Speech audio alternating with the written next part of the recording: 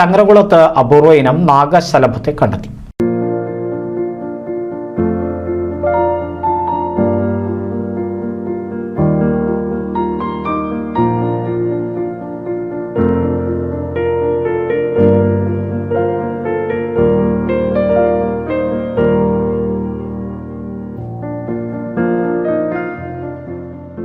ചിറകിൽ മറുവശം കാണുന്ന തരത്തിലുള്ള ത്രികോണങ്ങളുമുണ്ട്. ശരീരത്തിനാകട്ടെ മലമ്പാമ്പിന്റെ പോലുള്ള നിറവുമാണ്. ചിറകിന്റെ ഒരു വശം ഒടിഞ്ഞ നിലയിലാണ്. അതിനാൽ തന്നെ അധിക ദൂരം പറക്കാൻ കഴിയുന്നില്ല.